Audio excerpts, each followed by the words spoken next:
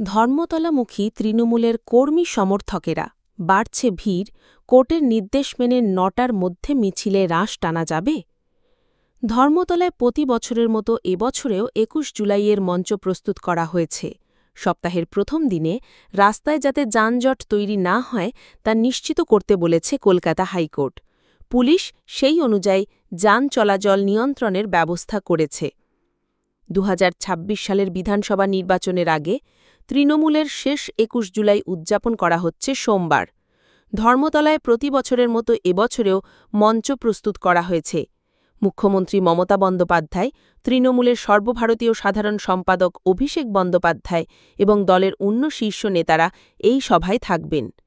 তবে তৃণমূলের এই সভার কারণে সপ্তাহের প্রথম দিনে রাস্তায় যাতে যানজট তৈরি না হয় তা নিশ্চিত করতে বলেছে কলকাতা হাইকোর্ট। বলা হয়েছে, সকাল ৮টা পর্যন্ত মিছিল করা যাবে। সকাল ৯টার মধ্যে মিছিল যেখানে থাকবে সেখানেই রাশ টানতে হবে।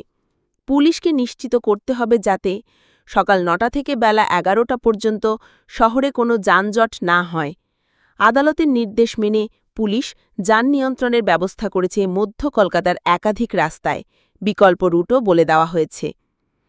হাওড়া শিয়ালদহ স্টেশনে ভিড়।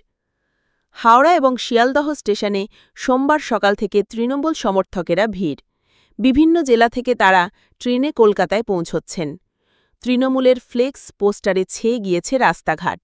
মমতা বন্দ্যোপাধ্যায় এবং অভিষেক বন্দ্যোপাধ্যায়ের বড় কাটআউট বসানো হয়েছে স্টেশন চত্বরে। ধর্মতলায় ভিড় বাড়ছে। ধর্মতলায় ভিড় বাড়তে শুরু করেছে। রাজ্যের নানা প্রান্ত থেকে তৃণমূলের কর্মী সমর্থকেরা কলকাতায় আসছেন। অনেকেই চলে এসেছেন রবিবার। এমনকি রাত ১২টা-১টা থেকে অনেকে ধর্মতলার মঞ্চের কাছে বসে আছেন। কিভাবে যান নিয়ন্ত্রণ?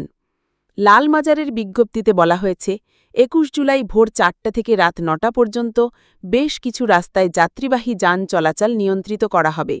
আমহার্স্ট স্ট্রিট উত্তর থেকে দক্ষিণমুখী, বিধান সরণি, কেসি সেন স্ট্রিট থেকে বিবেকানন্দ রোড পর্যন্ত, কলেজ স্ট্রিট দক্ষিণ থেকে উত্তরমুখী, ব্রাবন রোড উত্তর থেকে দক্ষিণে, স্ট্র্যান্ড রোড, হেয়ার স্ট্রিট থেকে রাজা উডমুন্ড স্ট্রিট পর্যন্ত, বিবি গাঙ্গুলি স্ট্রিট পূর্ব থেকে পশ্চিমে, বেন্টিং স্ট্রিট দক্ষিণ থেকে উত্তরে এবং নিউ সিআইটি রোড পশ্চিম থেকে পূর্বে এবং রবীন্দ্র সরণির বিচে পাল অ্যাভিনিউ থেকে লালবাজার স্ট্রিট পর্যন্ত রাস্তায় যান নিয়ন্ত্রিত থাকবে ৫ ঘণ্টা।